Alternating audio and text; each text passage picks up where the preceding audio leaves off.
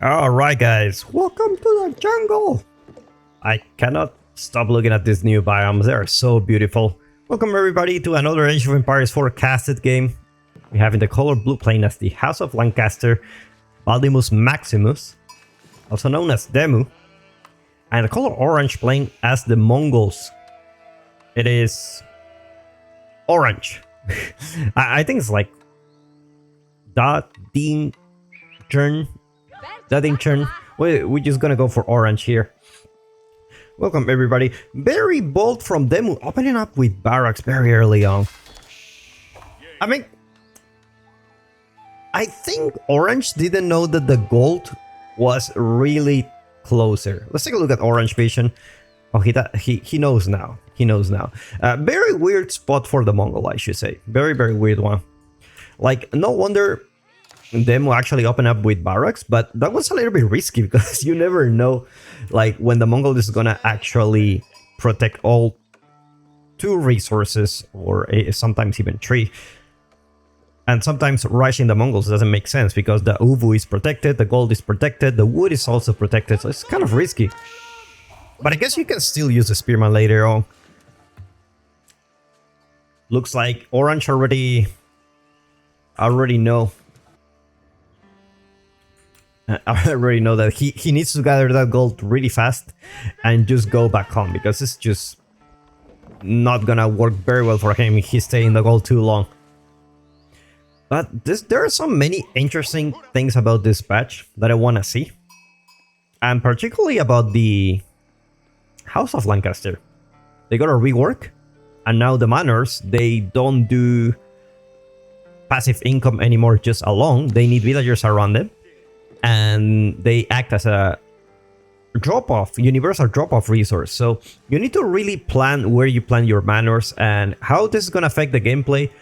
I don't know necessarily if it's a nerf, but definitely in situations where we had before, like you know, I remember I watched a game where the opponent only had 10 villagers, but because he was on House of Lancaster, he didn't die. And we're talking about like late game, 10 villagers. There's no way he can come back from this, but he did. And I think that kind of situations are not gonna be happening anymore, just because the manors are exposed. Like, let's just say you would have gather wood here, then you will need to put the manor here. Then you want to gather the gold here. You want to put a manor here. So it's a lot of planning that is gonna happen. So it's gonna go for the Abbey of Kings. It's gonna go for the Abbey of Kings. So not gonna be seeing the House of the Lancaster Castle to buff all those manors with arrow slits, and I believe they do have extra health. So we're gonna see that King play very strong. Obviously, this haven't been nerfed at all, which surprises me because I think the King play was really strong. It's kind of like university upgrades in the Feudal Age, which is nuts if you think about it. But anyway, we will see how these guys do. On my side, I've been away for a very long time, and it all started, I think, at the start of this year. I decided to go study Chinese, and I'm not talking about 1 hour a day, 1 hour every 2 weeks. It was like 6 hours a day, 5 days a week. It was hardcore.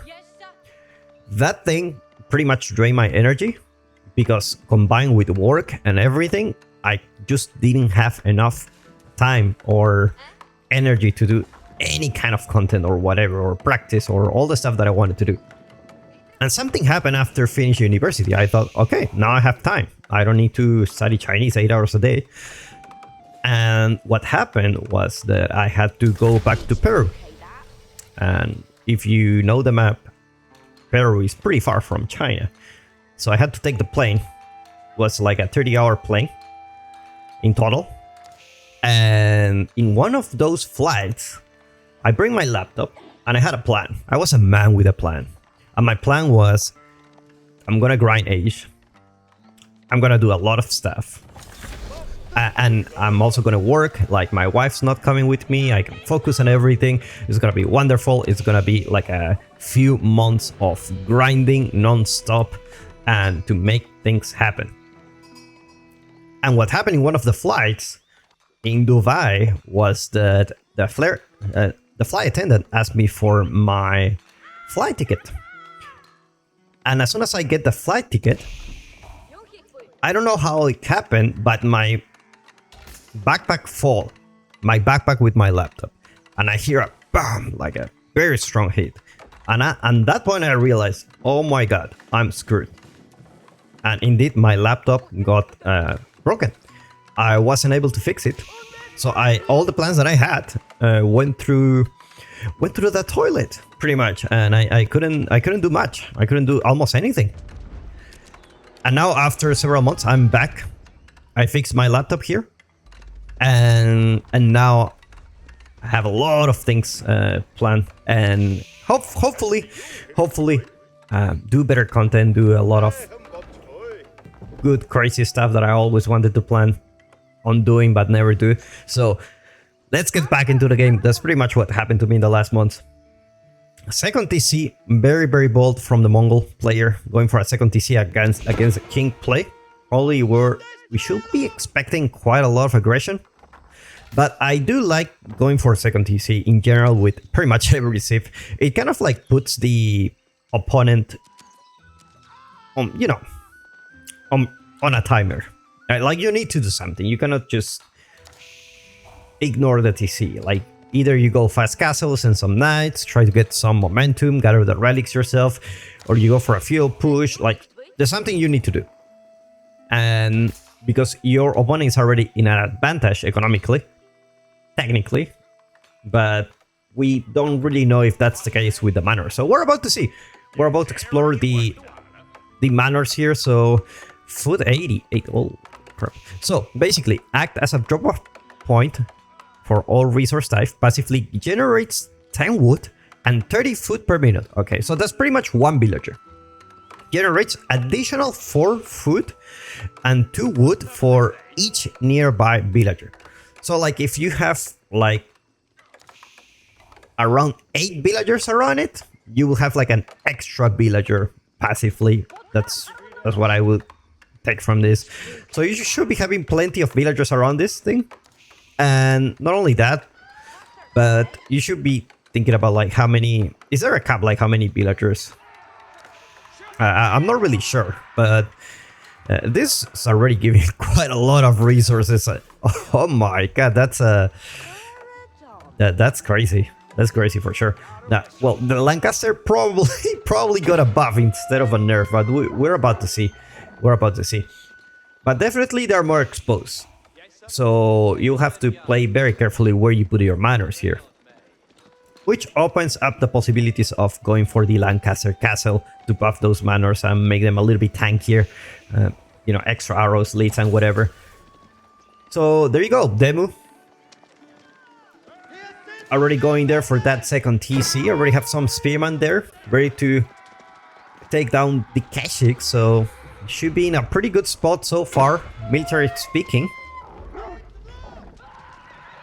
Meanwhile, the Mongol, let's see what is his plan. Probably just make units, you know, have double stable. That's very optimistic of him. I mean, Keshik is not the best knight out there. So like double stable is like you need archers, right?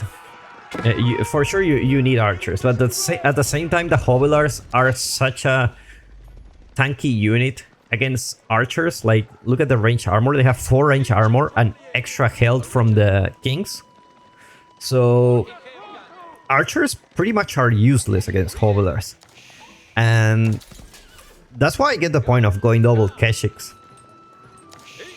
But you still need to deal with those spearmen. Probably thinking about, you know what, I'm gonna play defensively and the town center is gonna snipe the spearman, and I'm going in with my Keshiks. That could actually work because you're actually defending at this point. So it's gonna go with some Keshiks actually doing some decent damage, but Demu's already doing a lot of economic damage, a lot of idle time. Plenty of idle time. 2 villagers go down. And only 5 Keshiks to defend against 12 Hobilars. Doesn't look like a very decent number. Looks like Demu's gonna pull back for now. And the gold gather continues, and it's just gonna be pure Keshiks for now. +1 range attack coming. Very, very nice upgrade when you are defending. Because all the outposts and the town centers get extra 1 attack range. So it's very, very good. I wonder if you should go like Spearman here, but at the same time, if you go Spearman, Lancaster have like Lombos. And eventually I think all the path takes you to just build some Keshiks, I guess. Like, you can see the target fire of this town center, like, trying to take down the Spearman, leaving the Keshiks with the Covelars. The Covelar number is just too good now, and definitely mixing a few Spearmen could be a very good thing here. Like, you don't really want to go archers against this, even if your opponent has a Spearman. You just use the town center to kill the Spearman and that's it.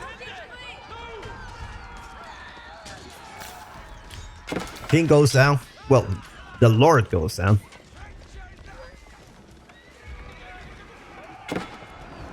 And so far the Mongols is... They're holding. They're definitely holding.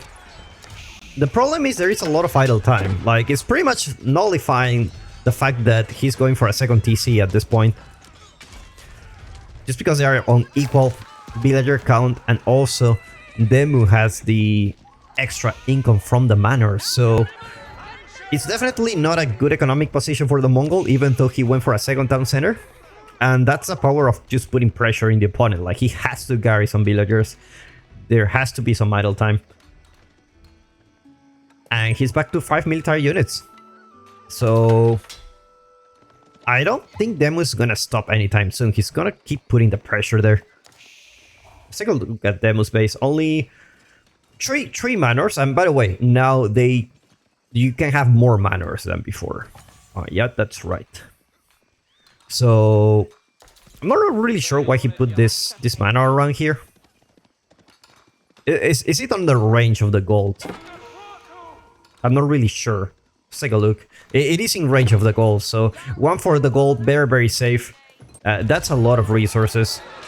That's a pretty damn good economy for House of Lancaster, for sure. And the Mongol goes with the same strategy, target firing the Spearman, defend with the Keshiks. Oh, now with some Spearman here, I think he should defend better. You can see the numbers are getting a little bit more healthier for the Mongols. Definitely starting to pay off the second TC at this point. So I should be feeling pretty good so far. Looks like then we're gonna pull back for now. He's not thinking about aging up yet. And I don't see the archer transition. We do see some military upgrades. But I think he's just not gonna bite the bait here. It's like, you go Spearman, it doesn't matter. I'm just gonna go more Hovelars. At this point, you should add some Lombos into your mix. Otherwise, the Spearmen are just gonna get out of hand. Looks like then we're saving quite a bit of gold for aging up. And usually, when you go for a raiding party like this, like that's a huge raid for right now. You pretty much force your opponent to stay in his base. And meanwhile, you're just using your cavalry to raid, and at the same time you will try to go castle age. That can definitely work if you're trying to go for a sneaky castle as well. It looks like Demu still gonna be prioritizing some units, not gonna be too greedy. Definitely a comfortable position to be in with the manors here that are giving so much income. You can already see the food per minute. Oh my god, that's crazy. It's gonna be aging up in no time. And this is plenty of a Spearman. Both of them have pretty much similar compositions. So I don't know. This fight can go for anyone, really. I will say Keshiks have the advantage just because it's the better unit here. But Demu's just gonna trade. He's aging up. He don't really care about trading these units as long as he keeps the opponent in his base. Because he's gonna pull back for now. And looks like Mongols are having some decent trades now. They're having really good engagements. But the problem is, Demu's already in the Castle Age. And Mongols is nowhere nearby AG now. Which, that's definitely a problem. As you say, you have Keshiks, but still Keshiks are really not that great of a unit. Compared to the French Knights or the Rus Knights. They're just like very weak compared to them. Looks like Demu is just gonna be sacrificing the Lord's extra manors coming for Demu as well. So he's gonna be expanding very soon. Okay, well, let's take a look at his production. No other production building so far. All this time he have been pushing with a couple of barracks and a couple of stables. No signs of switching for an archer setup, which is really good with Lancaster. I mean, those yeomen are just such a good unit. And looks like the Mongols, like, they just gonna decide to age up. And you have pretty much two choices at this point. You go for an attack, and you double up on your army. And at this point, probably you have a little bit more army if you didn't save that much. And you can try to do some damage here. The problem is there's a lot of spearmen here.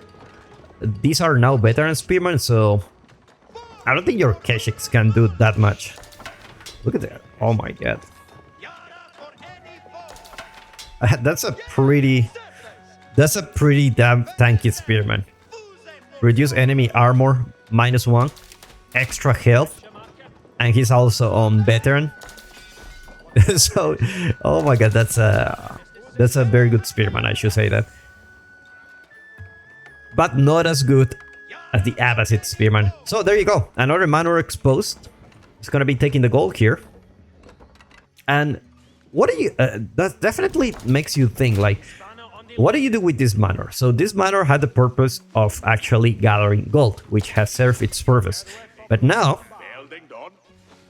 because it's not here, you need to leave some space for the farms, because eventually, just like the Akan Chapel, like, you initially put it on wood, most likely, but when the wood is running out, probably you want to put some farms around it to keep the income coming for you.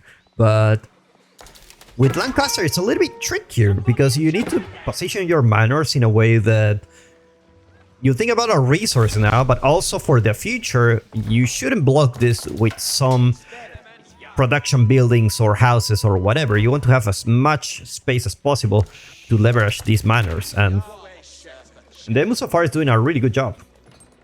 Like, he's taking advantage of the manors, like, very nicely. Our Mongols are already in the Castle Age. Let's take a look at the landmark. Where's the landmark? Oh, there you go. It is a Kurultai, so it's gonna be on the aggressive side. So far, very healthy villager count for the Mongol. Very healthy. Ship transition looking not so bad. I don't dislike the position of the Mongols right now, but I'm just afraid, like, if the game goes longer, how Lancaster can scale. Because eventually you need less villagers to produce the same. And eventually you will have more army. So we do see the transition for the Lombos for Demu, which is definitely the right call against pretty much a lot of spearmen from the opponent.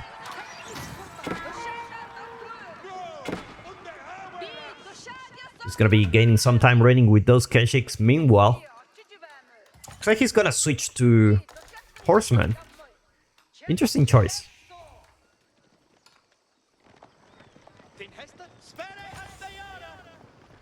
Alright, looks like Demu feels pretty confident about his army. Gonna be pushing out. It's a lot of spearmen. Like, plenty of units so far. First relic going for the Mongols. No relics for Demu yet. He doesn't have any monk yet. It's like he's not prioritizing the relic game so far. He sees a Kurultai. You know what? I'm not gonna fight against this. It's actually pretty insane how much buff the Kurultai can give. Like, extra 20% damage. It's huge. It is huge. Like, I think Demu's just gonna kite here. Like, when you see the Kurultai, you don't want to fight against the Kurultai. Because even if you see, like, you may have the advantage, probably you're still gonna lose. You need an overwhelming amount of units if you really want to fight against the Kurultai. So you're just gonna pull back for now.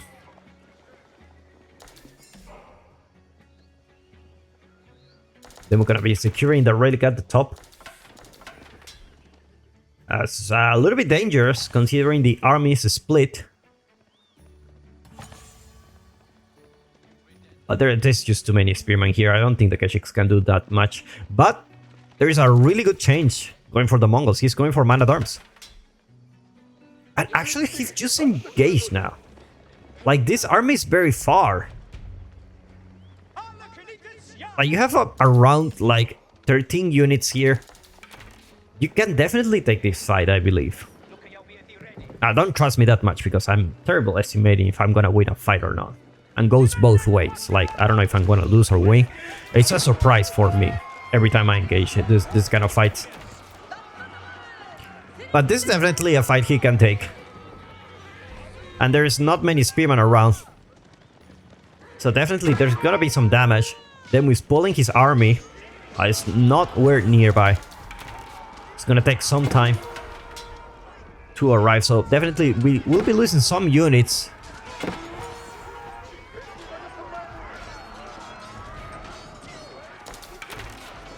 And that's a very good army, I should say. Very premium. Man-at-arms, Keshiks, spearmen. Oh my god, the money shot. Kurultai deployed, and Demu is fighting under the Kurultai.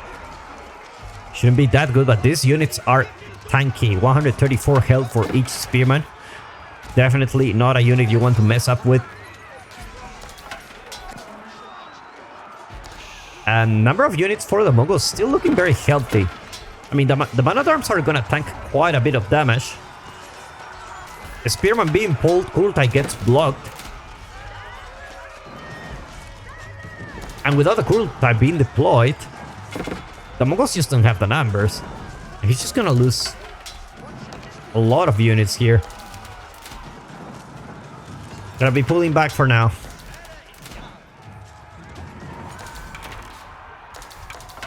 And Lancaster is still thriving. Let's take a look at Demu's production. Has 4 archer range. 2 and 2 is stable in barracks. Meanwhile, let's take a look at Orange. 5 and 5. He's like, fuck the archers, man. Just gonna go full melee. We respect that. We respect that. Now, Orange does have gold here. Doesn't have any gold down. He will need to go all the way down. Why is we're having all the big golds on Demon's side? That's pretty unfair, to be honest. But, you know, sometimes it happens. So Demu now has 1 point of attack, pretty much. It's just this gold. Because that's all the gold he has. Like, he doesn't have any more gold. And that's a big number of units. That's a big number of units. Money shot strikes again.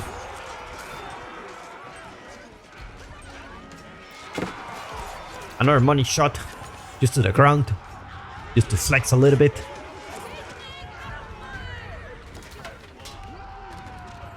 And this outpost has been doing some work. But still, the number of units that you can get with Lancaster is pretty insane. And I feel the Lord's still doing quite a lot of the heavy lifting. Yeah, right, you don't have the Kurultai, but all your units have, like, how much extra health? It's like 5% extra? Yeah, so it's like 20% in total. And with that, our Mongol player doesn't have access to gold anymore. Which is definitely a problem. Definitely a problem.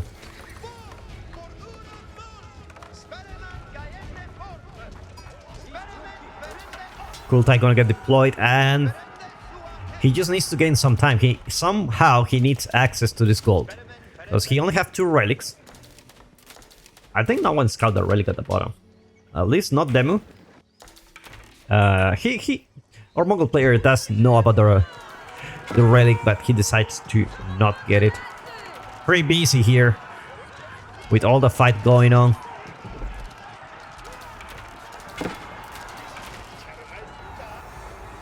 And there you go. Kurultai deployed, but it is too far. Demu kiting once again. He doesn't want to fight against the Kurultai. And actually the Mongols actually switching to crossbows now. So have some archers in the mix. Veterancy not yet for these archers. There's definitely something you need to do when you see a lot of spearmen. Kurultai deployed again, but the units for the Mongols not looking very healthy at the moment. This is an overwhelming amount of units. Look at this, 90 military units. And that's the thing, like, the more time it passes, the more units they will have. And it's just gonna get really nasty. Really, really nasty. Like, oh my god. And now the gold is denied, and our Mongol player doesn't have access to gold. Sacred sites starting to being captured. Put a little bit of pressure on orange. And it's just the military numbers are just not there. And it's crazy because the opponent was on a second town center. I get that TCs shouldn't be the only way to boom. It is a very expensive way that doesn't feel very rewarding. Compared to the manors, 11 manors, you definitely have more economy. Definitely have more economy. More farm transition coming for Demu. And the amount of units you are pumping is not gonna stop. We're about to reach 100 military units, and that's a very scary number. That's definitely a very scary number. Cobblers go for a raid. 130 villagers against 85. But the power of the manors, my friend, strikes again. Passive income delivered to your front door.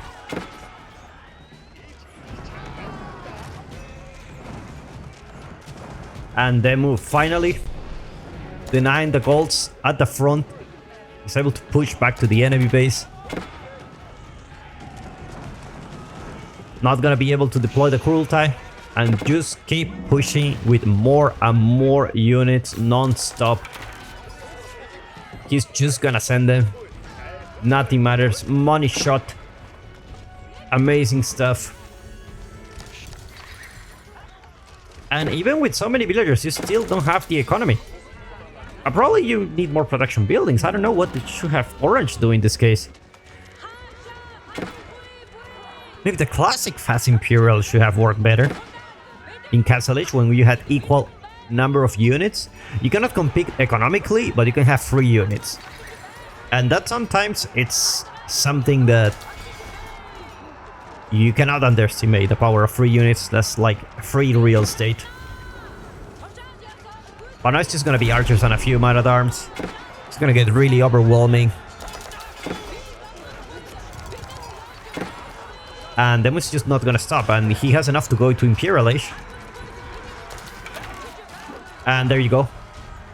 Wingard Palace. On the way. Kind of like a proxy Wingard Palace.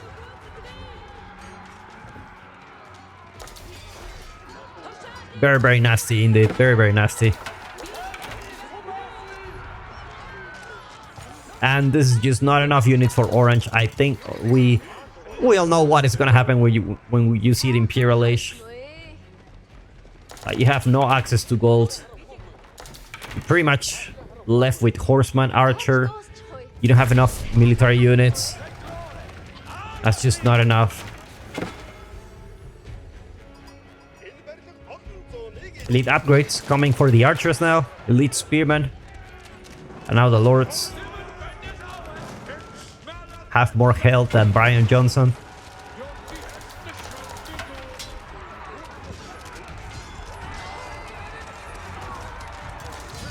And the Mongol taps out. Well played by these two guys. I'm gonna put a link in the description where you can follow Demu Orange. I don't know who you are, but thank you so much for watching, guys.